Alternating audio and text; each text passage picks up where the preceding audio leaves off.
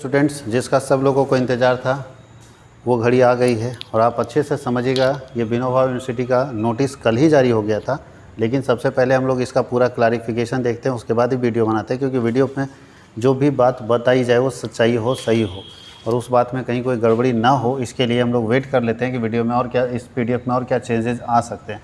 तो ये विनोबा विश्वविद्यालय, और याद रखिएगा 15-18 से लेकर 19-22 तक का जो सेशन था, यानी 15-18 से 22 तक, 15 से लेकर 22 तक का जो सेमेस्टर 1 से लेकर 4 तक, चूँकि उस समय सेमेस्टर 1 से 4 में जनरल इलेक्टिव पेपर एक होता था, होना 2 चाहिए था। उसको लेके एक नोटिफिकेशन जारी किया गया था यूनिवर्सिटी की तरफ से कि वैसे कैंडिडेट जिनका जनरल इलेक्टिव पेपर एक है 1 से लेकर 4 तक, उनको सेकेंड जनरल इलेक्टिव पेपर का एग्ज़ाम देना ही होगा। तो देखो, इसको लेके यहाँ पे बहुत अच्छे तरीके से नोटिस में क्लैरिफाई कर दिया है किस बच्चे को देना है, देना ज़रूरी है या नहीं है ना, देने नहीं देने से क्या नुकसान है, क्या सर्टिफिकेट बदल जाएगा। जो हम लोग क्यास लगा रहे थे, हमने भी आपको बताया था कि शायद प्रिंट करके दोबारा दे दे, उसको क्लियर कर दिया यूनिवर्सिटी कि हम दोबारा प्रिंट करके नहीं देंगे, मार्कशीट वही काम करेगा, बस आपको एग्ज़ाम लिख देना है। तो एग्ज़ामिनेशन क्या साइंस और आर्ट्स कॉमर्स तीनों सब्जेक्ट को लिखना होगा। तो यहाँ साफ नोटिस में आप भी पढ़ सकते हैं, साफ यहाँ लिखा है कि स्नातक 2015 से 18 सेशन से शुरू करके, मतलब 15, 18, 16, 19, 17, 20, 18, 21 और 19, 22, 5 साल का जो सेशन होगा, 5 साल का सेशन का सेमेस्टर 1 से लेकर सेमेस्टर 4 तक का जो जनरल इलेक्टिव पेपर है, वो सिर्फ यहाँ पे 2 ही सब्जेक्ट मेंशन किया है, BA कोर और BSc कोर। BCom के बारे में कहीं कोई जानकारी नहीं है। तो ये मानना होगा कि BA वाले स्टूडेंट यानी आर्ट्स और साइंस वाले स्टूडेंट को ही एग्ज़ाम लिखना पड़ेगा, ये साफ लिखा हुआ है। कॉमर्स के बारे में कहीं भी नहीं लिखा है कि परीक्षार्थियों को एक ही विषय के जनरल इलेक्टिव परीक्षा लिया गया है। परीक्षा परिषद की बैठक में दिनांक 15/5/2023 में लिए गए निर्णय अनुसार छात्र हित में सेमेस्टर 1 से सेमेस्टर 4 तक एक अतिरिक्त जनरल इलेक्टिव परीक्षा ली जाएगी, आयोजित करने का निर्णय लिया गया है। इस परीक्षा में इच्छुक विद्यार्थी, इच्छुक क्यों भाई, इच्छुक इसलिए लिखा है कि अगर आप इंटरेस्टेड हैं बैठने के तो बैठिए, नहीं इंटरेस्टेड है तो कोई ज़रूरत नहीं। अगर आपको लगता है कि आपके लिए कोई सर्टिफिकेट का ज़रूरत नहीं है, आपको 2 जनरल इलेक्टिव पेपर का ज़रूरत नहीं है, तो मत बैठिए, कोई ज़रूरी नहीं, इसलिए इच्छुक है।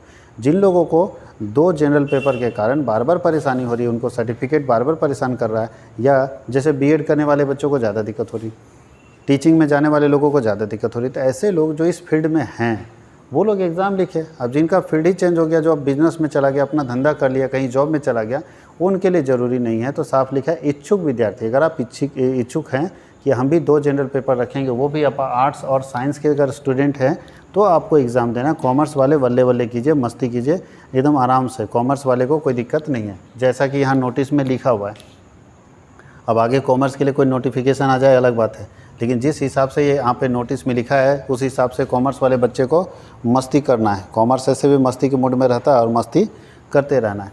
तो ये आर्ट्स और साइंस वाले लोगों के लिए सेमेस्टर 1 से 4 तक एक परीक्षा लिया जाएगा, और वो इच्छुक विद्यार्थी जिसको लगता है कि हमको देना चाहिए, हमारा सर्टिफिकेट ठीक हो जाएगा, तो वो इच्छुक विद्यार्थी इसमें सम्मिलित हो सकते हैं। सेमेस्टर 6 का जो अंक प्रपत्र है और मूल प्रमाण पत्र में कोई परिवर्तन नहीं किया जाएगा, यानी सेमेस्टर 6 का जो मार्कशीट मिला था सेमेस्टर 6 के बाद बड़ा सा, ना उसमें कोई चेंज होगा, ना आपका सर्टिफिकेट में कोई चेंज होगा। बोलते कोई परिवर्तन नहीं करेंगे, वही रहेगा। बस एक काम करेगी यूनिवर्सिटी की, जितने बच्चे एग्ज़ाम लिखे होंगे उनका एक लिस्ट तैयार करके वो सरकार से परमिशन लेके रख देगी कि जब कभी ज़रूरत होगा तो उसको हम अप्रूव्ड कर देंगे, हाँ ये इसने एग्ज़ाम लिखा है, और कुछ नहीं करेगी। यानी आपका एग्ज़ाम लिखने के बाद आपका मार्कशीट यूनिवर्सिटी अपने पास रखेगी, और जब कभी ऐसा नौकरी का सवाल आएगा और फंसने का मामला आएगा तो यूनिवर्सिटी उसको अप्रूव करके देगी कि हाँ ये बच्चा एग्ज़ाम लिखा है मेरे पास, इसलिए अप्रूव्ड कर देने हैं, हाँ ये 2 जनरल इलेक्टिव पेपर लिख चुका है।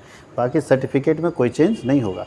तो आपसे सिर्फ एक अप्रूवल लेने के लिए आपको यूनिवर्सिटी एक बार आना पड़ेगा, ताकि अप्रूवल ले सके यूनिवर्सिटी से कि हमने जनरल इलेक्टिव पेपर दिया है, बस और कोई काम नहीं है। तो आगे लिखा है जनरल इलेक्टिव अतिरिक्त विषय वह होगा जो संबंधित महाविद्यालय में पढ़ाई होती है। अब देखिए कौन सा पेपर लेना है, बहुत कन्फ्यूज है कि जनरल इलेक्टिव में कौन पेपर लेंगे, तो बोलता है कि वो पेपर जनरल इलेक्टिव में लिया जाएगा जो आपके महाविद्यालय में जिस कॉलेज में थे, उस कॉलेज में जो पढ़ाई होती थी वही आपको मिलेगा, क्योंकि जो आपके कॉलेज में पढ़ाई होती थी वही पढ़ाई वाला विषय आपको जनरल इलेक्टिव पेपर में आपको मिलेगा।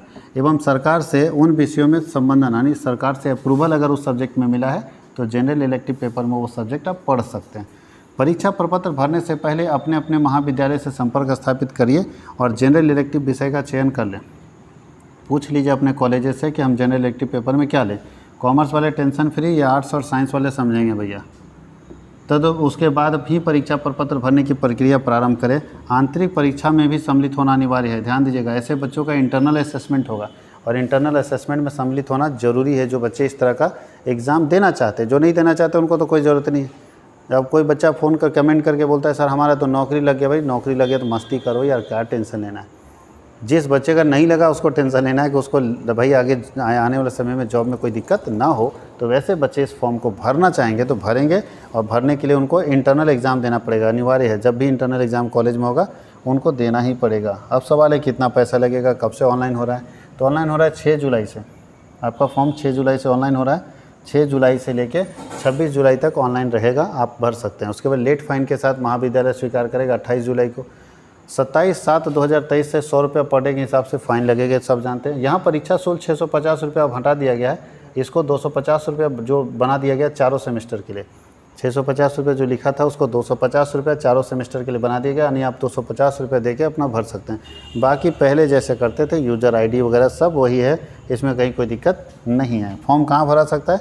तो विनोबा भावे यूनिवर्सिटी का वेबसाइट है www.bvu.ac.in पर ये फॉर्म भरा जा सकता है ऑनलाइन मोड में। बाकी रजिस्ट्रेशन कैसे करेंगे वो तो आप सब जानते हैं।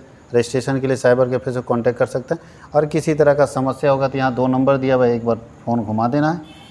कभी कभी इन नंबरों का भी ट्राई कीजिए, नंबर फ्री में दिया रहता है कि कुछ काम भी करता है, तो मार दीजिए कभी कभी फ़ोन अगर कोई समस्या आती है तो। और अब एग्ज़ाम में इसका सिलेबस जारी नहीं किया तो पढ़ाएँ क्या? हमने तो प्रॉमिस किया था कि मैं पढ़ाने वाला हूँ, लेकिन सिलेबस ही जारी नहीं हुआ तो पढ़ाऊँ क्या? इसलिए ये आपके कॉलेज के ऊपर डिपेंड करता है कि कौन सा जनरल इलेक्टिव पेपर आपका कॉलेज देगा, और जो कॉलेज आपको पेपर देगा उसी का एग्ज़ाम आपको लिखना है। तो जो इच्छुक विद्यार्थी जिनको लगता है कि आपको आने वाले समय में जॉब का ज़रूरत है, तो वैसे विद्यार्थी इसमें फॉर्म भर सकते हैं और अपना परीक्षा लिख सकते हैं। Thank you.